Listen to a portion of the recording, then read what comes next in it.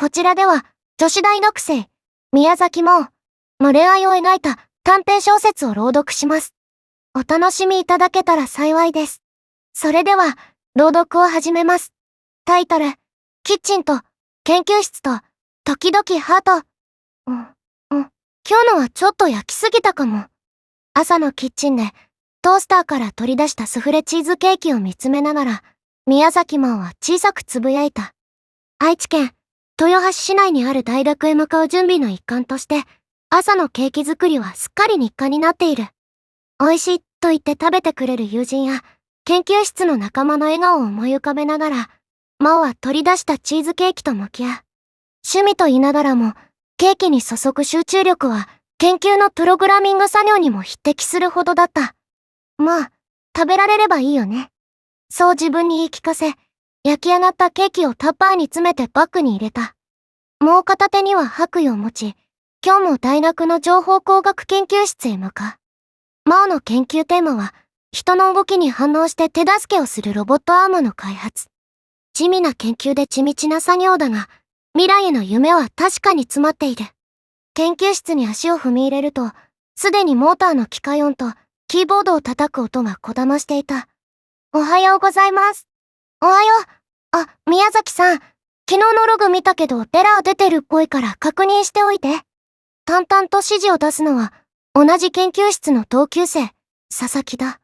頭は切れるが、口数は少なく、不愛想。さらに、何かとケチをつけてくる。ね、また、昨日夜遅くまで頑張ったのに。バグは努力に登場しないんだよ。はいはい。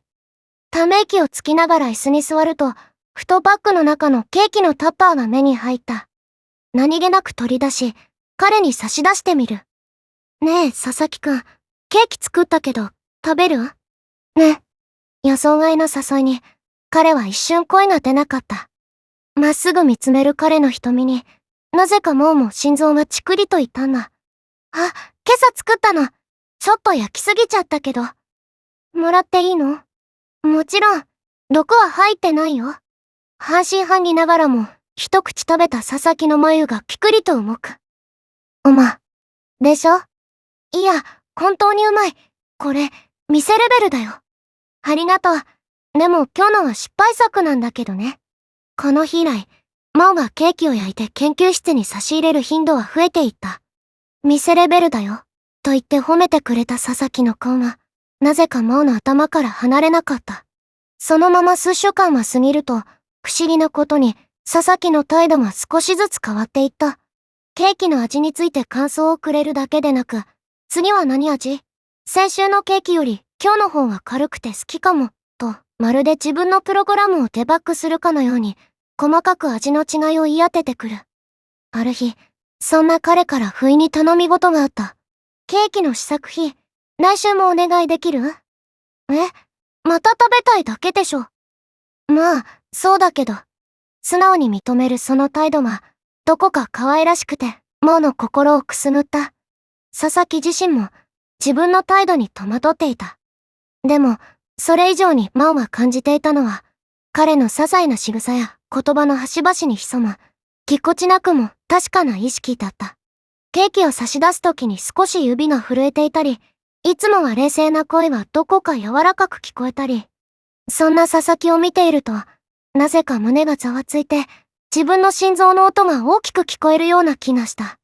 彼の時々を感じ取った瞬間、真央自身も頬が熱くなり、普段の自分とは違う自分が顔を覗かせるのを感じた。そしてまた数日が過ぎたある日、研究室を出るその瞬間、佐々木が少し緊張した声でぽつりと言った。最近さ、ロボットアームの動き、前よりずっとスムーズになったと思わない？データのノイズ処理がうまくいってるからじゃない？違うよ。君がケーキを持ってきてくれるようになってから、研究室の空気がちょっと柔らかくなった気がしてさ。そういう雰囲気って意外と大事だと思うんだよね。彼の言葉に、真央の胸はじんわりと温かくなった。そして、彼の目が自分を見つめるその強さに、思わず目をそらしそうになったけれど、真央は必死で視線を合わせた。胸の鼓動が大きくなる自分を感じた。あのさ、彼の声がいつもより少し震えているのに気づいた。来週のケーキも楽しみにしてるけど、その後で甘いもののお店に一緒に行かない？ね。誘いの言葉はシンプルだったけれど、彼の仕草や声の震えから、彼がどれだけ緊張しているのかが伝わってきた。その緊張が伝わってきて、モーの胸もドキドキと高鳴り始めた。外で食べるのもたまにはいいかなって思って。一瞬戸惑ったけれど、マオは小さく笑った。いいよ。今度は私が味を評価する側ね。覚悟してね。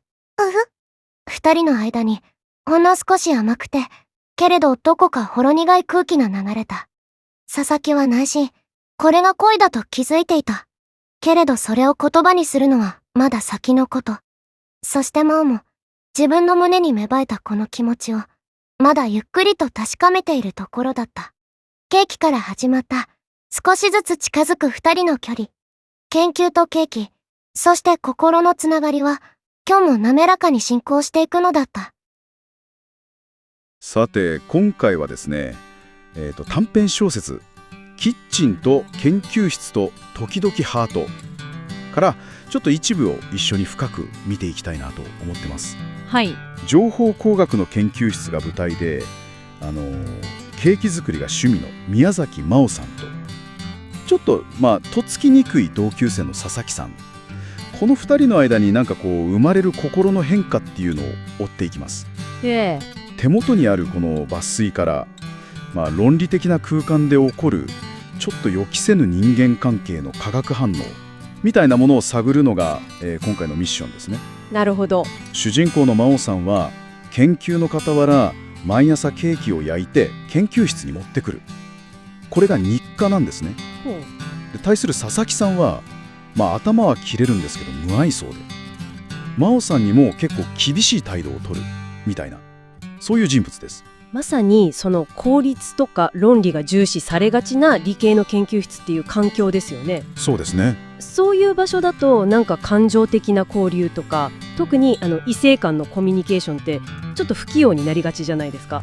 なりがちですね、確かに。だからこの真央さんの手作りケーキっていうある意味場違いとまでは言いませんけど、ちょっと異質な要素がこの環境でどう働くのかっていう、この対比がまず面白い設定だなと思いますね。そうなんですよ。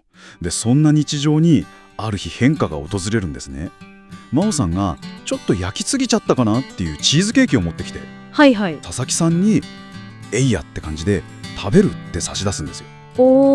それは普段の関係からするとこれ結構勇気いりますよね。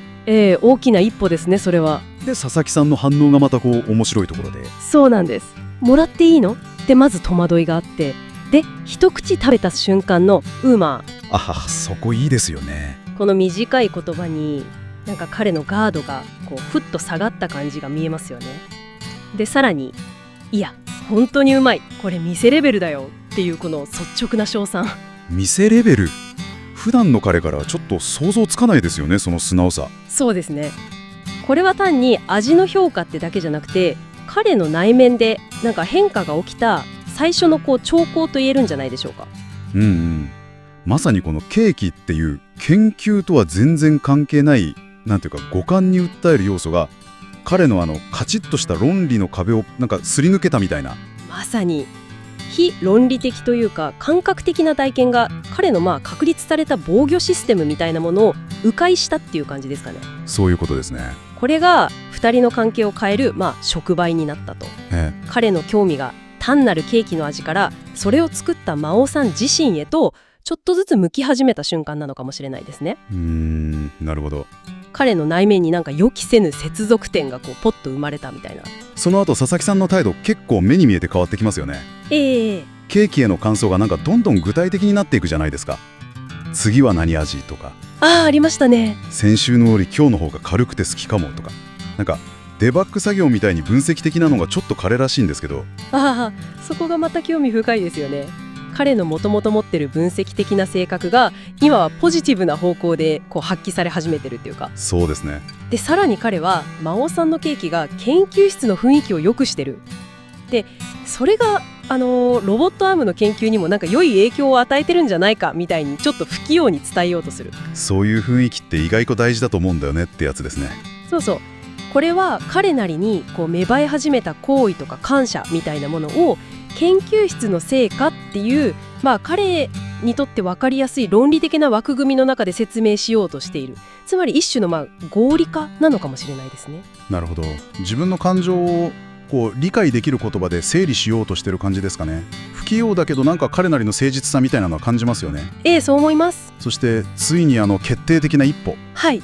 来週のケーキも楽しみにしてるけど、その後で甘いもののお店に一緒に行かないって誘うんですよね。これ声の震えとか想像しちゃいますよね、彼の緊張が。研究室っていう公的な場から二人きりの私的な時間へっていう関係性を次の段階に進めたいっていう明確な意思表示ですよね。これは大きな進展です。それに対する真央さんの返しもまたいいんですよ。いいよ、今度は私が味を評価する側ねってちょっとおどけて返す。いいですね、その返し。このやりとりになんか2人に間に生まれたばっかりの甘酸っぱいような初々しい空気がキュッと詰まってる感じがしますよね。お互いの気持ちにはうすうす気づき始めてるんだろうけど、それをはっきり言葉にするのはまだこれからっていう。ケーキと研究とそして心の距離がゆっくりゆっくり縮まっていく、その過程が描かれてるんですね。そうですね。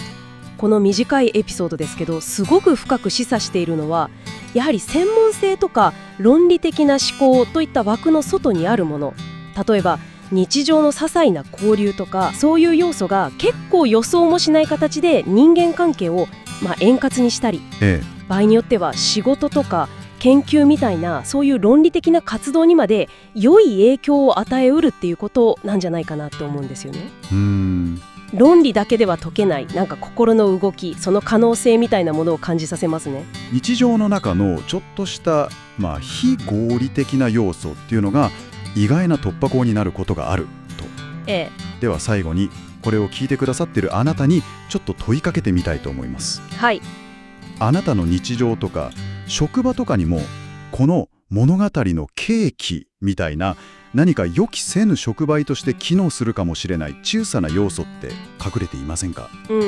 一見全然関係ないような出来事とか、人との交流がもしかしたら現状をポジティブに変える扉を開くかもしれない。その可能性について少し思いを巡らせてみるのはいかがでしょうか。最後まで聞いていただきありがとうございます。真央のプロフィールはこちらです。情報工学を学んでいる22歳の大学生です。彼女のショートアニメ動画とイラストギャラリーを YouTube で配信しています。またイラストデータをグッズサイトすずりで配信しています。ぜひ概要欄のリンクからお越しください。こちらでも楽しんでいただけたら嬉しいです。最後にこの動画にもいいねやフォローをして応援してもらえたらすごく嬉しいです。よろしくお願いします。